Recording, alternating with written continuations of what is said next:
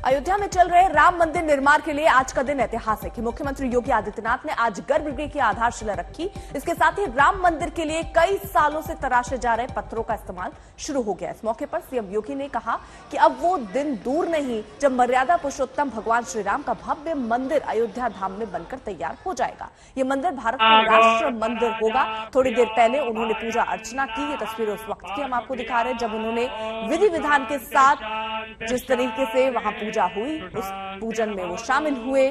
उसके बाद वहां मौजूद साधु संतों को उन्होंने संबोधित भी किया।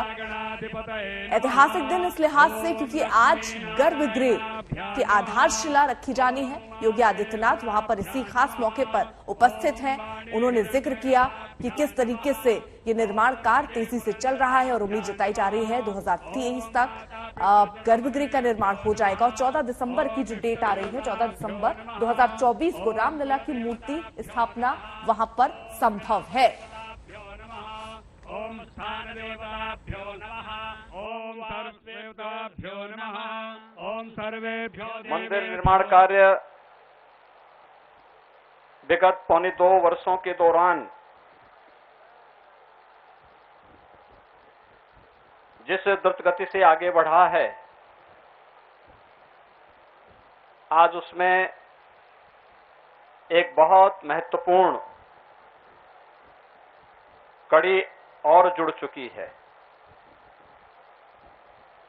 श्री राम जन्मभूमि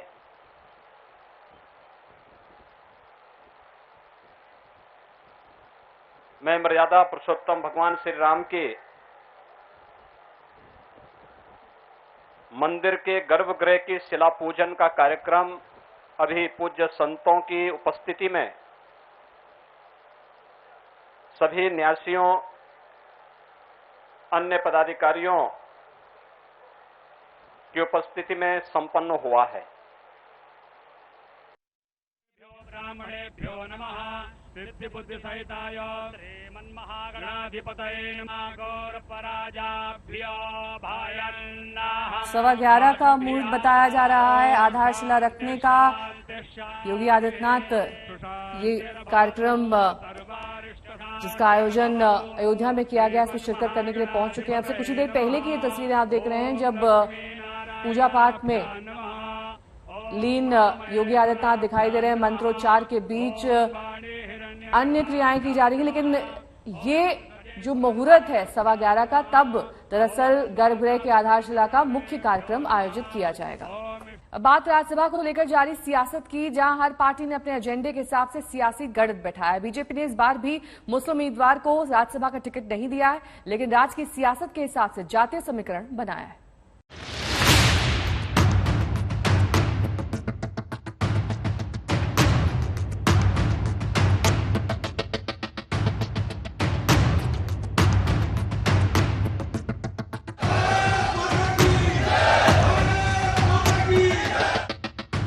दस जून को 57 सीटों के लिए होने वाले राज्यसभा चुनाव के लिए नामांकन पूरा हो चुका है। अब बात उन प्रत्याशियों की हो रही है जिन्हें तमाम पार्टियों ने उच्च सदन के लिए प्रत्याशी बनाया है, जिनके जरिए भविष्य की राजनीति का गणित बिठाया है।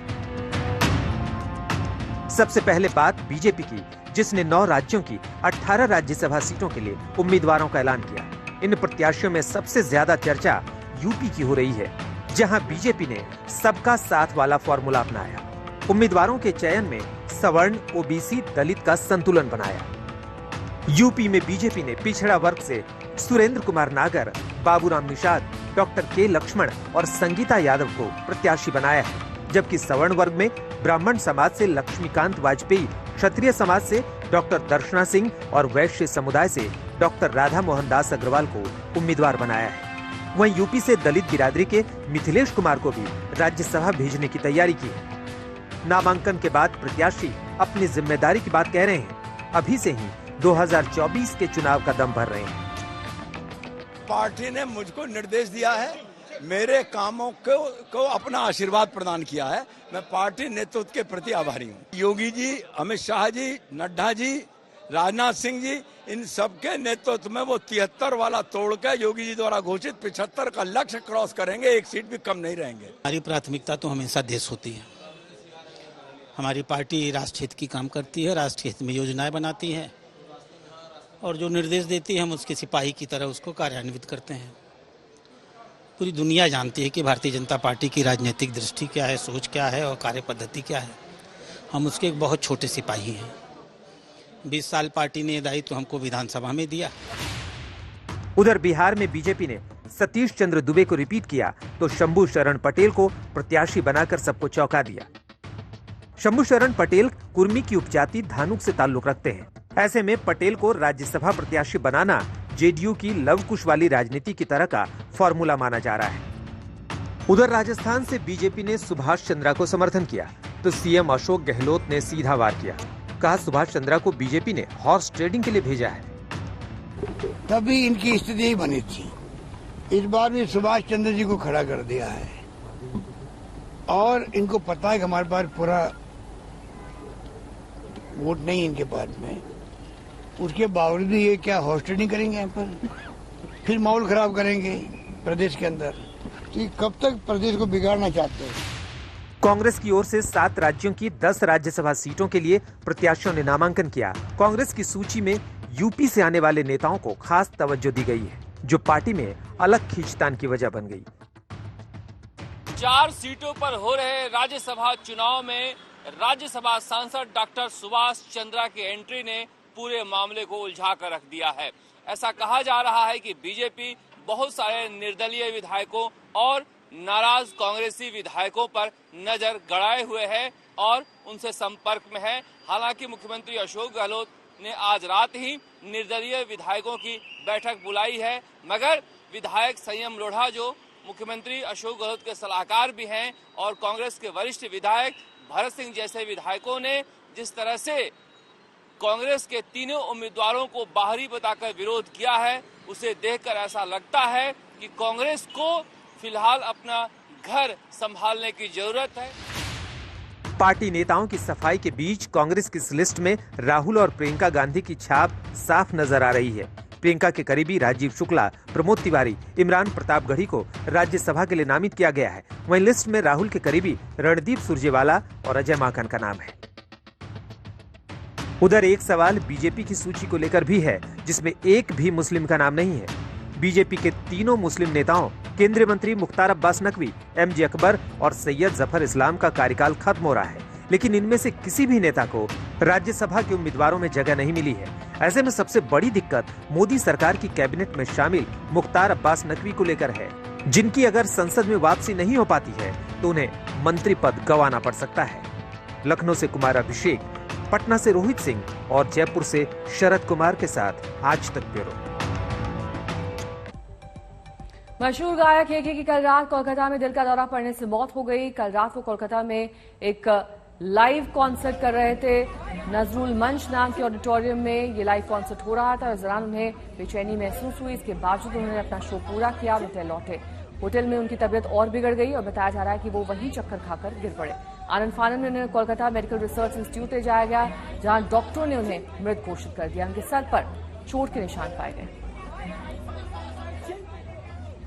लाइव कॉन्सर्ट के बाद की ये तस्वीरें आप देख सकते हैं, जब जाहिर तौर पर केके की तबीयत बिगड़ी हुई दिखाई दे रही है। उन्हें ऑडिटोरियम से बाहर ले जाया गया। अब सवाल ये पूछे जा रहे हैं कि अगर तबीयत इतनी खराब थी तो स्ट्रेचर से केके को क्यों नहीं ले जाया गया। यूं पैदल चलकर वो अपनी कार तक पहुंचे, जिसके बाद उन्हें होटल ले जाया गया, जहां पर उनकी तबीयत और बिगड़ गई। वहीं दिलीप घोष को हमने ये कहते हुए सुना था कि जिस तरीके से पूरे बदइंतजामी थी इस लाइव कॉन्सर्ट के दौरान, वही वजह बनी है केके की मौत की।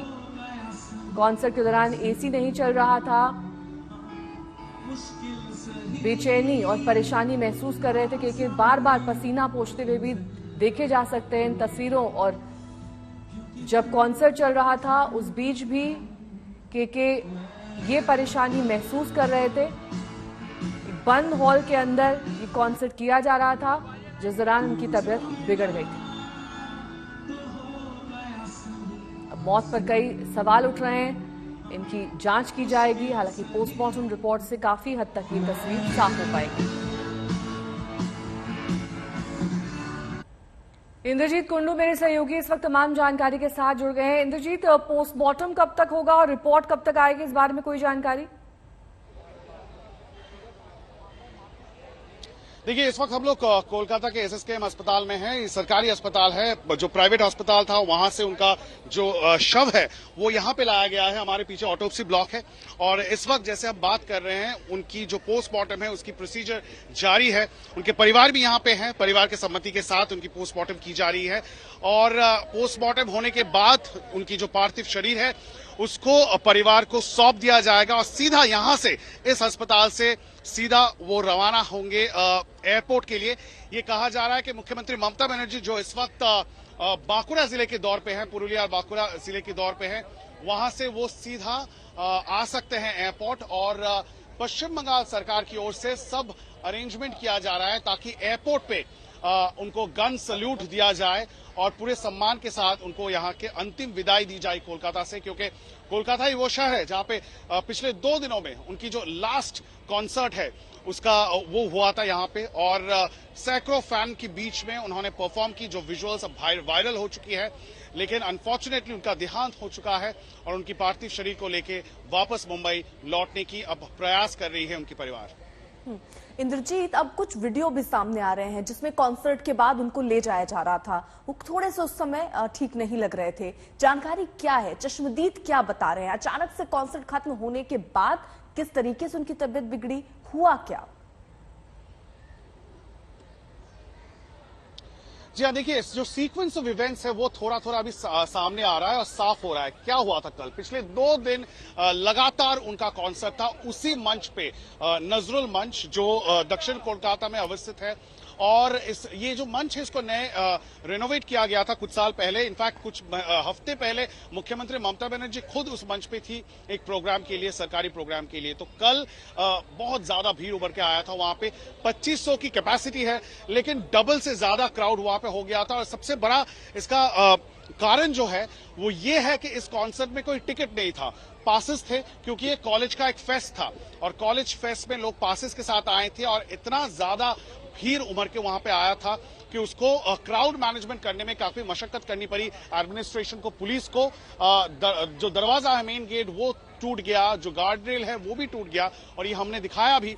और उसके बाद जो एसी सिस्टम है वो उसके कैपेसिटी में काम कर रहा था लेकिन जो डबल कैपेसिटी में लोग उसके अंदर चले गए थे, इसीलिए काफी गर्मी हो रही थी अंदर और वो विजुअल्स में साफ दिख रहा है किस तरह से के जो अपनी टीम है उसको कह रहे हैं कि यहाँ पे काफी गर्मी है और जो दर्शक है वो भी कह रहे थे उस वीडियो में कि काफी गर्मी है अंदर। ठीक है, उसके बाद हालांकि उन्होंने आपके पास लेकिन शोक संदेश आने का सिलसिला नहीं थम रहा है। कैसे अलग अलग गायक अपनी श्रद्धांजलि दे रहे हैं, सुनिए। Mehbooba, the song, he loved it very much. He always sang it on shows. Mehbooba, Mehbooba, Mehbooba. And he loved this piece. Dang, dang, dang, dang, da, da, da, da, da. He used to keep on humming this piece, even after the recording. तेरे इश्क की दीवानगी sir पे चढ़ के बोले, तेरे इश्क की दीवानगी सर पे चढ़ के बोले, तूने क्या किया ये क्या हुआ, दिल डिंग डांग डिंग डोले, ए दिल डिंग डोंग डिंग डोले. He loved this line. He said, you're setting a trend. Now there will be a lot of ding dong and a lot of bell songs coming your way. I said, Arre Bapre. That was him. That was KK, smiling, enjoying his music. And what a legacy he's left behind. आपको कब ये समाचार कल रात को सुना और जब सुनी मैं I was really devastated and sad. Please let me just go and see what's happening. आपने तो काफी उनके साथ मुलाकात की है. लास्ट कब मुलाकात हुई थी? कंसर्ट में जाने की बात थी?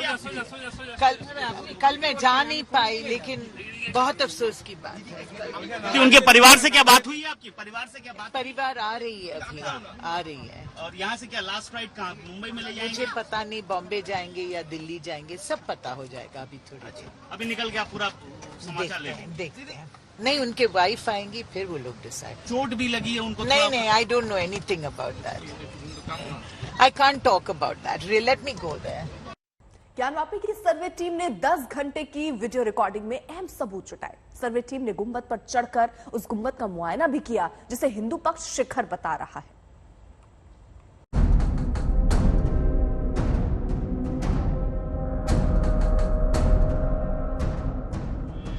वजूखाने से तहखाने तक, गुम्बद से पश्चिमी दीवारों तक हर तस्वीर, हर वीडियो, वजूखाने में शिवलिंग और फव्वारे का वीडियो सबूत तैयार हुआ तो सर्वे टीम का कैमरा तहखाने के चप्पे चप्पे पर फोकस किया। 4 ताले खुलवाकर सर्वे टीम अंदर पहुंची। सर्वे टीम के कैमरे ने हर खंबे को कैद किया। यहाँ 8-8 फीट के 4 खंबे मिले। दीवारों को परखा गया। सर्वे टीम के वकील ने टॉर्च की रोशनी में चप्पे चप्पे को देखा। अंदर पाइप देख मुस्लिम पक्ष के वकील ने दावा किया कि फव्वारा का पानी यही निकलता है। अगर एक बार मंदिर तोड़कर मस्जिद बनाई गई तो मस्जिद हो ही नहीं सकती। जो एक्ट में जो जिस एक्ट की आप बात कर रहे हैं उसमें वर्ड मास्क है। मास्क का मतलब होता है जो मास्क वैलिड रूप में बनी हो। अगर मंदिर को तोड़कर कोई मस्जिद बनाई जाती है तो मस्जिद हो ही नहीं सकती। हिंदू पक्ष ने गुंबद के अंदर मंदिर के शिखर का दावा किया था। सर्वे टीम के वीडियो में गुंबद के अंदर भी गुंबद जैसा कुछ दिख रहा है। इसकी चौड़ाई 8 फीट नापी गई। हिंदू दावा है कि शिखर को घिसा गया ताकि मंदिर के सबूत मिटाए जा सके। इतिहास के जख्म को भरने की बात है। जख्म कुरेदना और जग भरना दोनों अलग अलग चीजें हैं। हिंदुओं के ऊपर इतने जुल्म हुए हैं, उस जुल्म को भरने की जरूरत है और जुल्म तब भरे जाएंगे जबकि जो हिंदू मंदिर थे वो वापस होंगे। अब उन दीवारों पर भी नजर दौड़ाई। इनमें कई चिन्ह हैं। कुछ ऐसे जिन्हें हिंदू पक्ष त्रिशूल बता रहा है, कुछ ऐसे भी हैं जिन्हें हिंदू प्रतीक स्वास्तिक करार दिया जा रहा है। अब सर्वे वीडियो में कैद चिन्ह को देखिए। दरवाजे पर बनी चिन्ह को हिंदू पक्ष माले की लड़ी बता रहा है। इसके नीचे घंटी जैसी आकृति भी है। दावे तो और भी है। दीवार पर उकेरी गई इस आकृति को ब्रह्म कमल बताया जा रहा है। यहाँ पान पत्ते और मंत्र भी उकेरे दिखे। दीवारों की कुछ आकृतियों को हिंदू पक्ष ने मंदिरों से जोड़ा। दावा है कि ये कई मंदिरों में देखे जा सकते हैं। ज्ञानवापी परिसर में कुछ मूर्तियां भी दिखी जो खंडित हैं। एक मूर्ति को हिंदू पक्ष मगरमच्छ बता रहा है जो हिंदू आस्था से जुड़ा है। इस खंडित मूर्ति को मछली बताया जा रहा है जिसे हिंदू संस्कृति का हिस्सा बताया जा रहा है। पहली बार ज्ञानवापी के अंदर की तस्वीर वीडियो सामने आया है। सर्वे टीम ने सबूत जुटाने के लिए हर एंगल से वीडियोग्राफी की जिसे लेकर विवाद है। इसकी वीडियोग्राफिक विस्तार से हुई। वीडियो सामने आने के बाद अपने दावे और दलील पेश की जा रही है, लेकिन फैसला कोर्ट को लेना है जहां धर्म और आस्था नहीं सबूत आधार बनते हैं।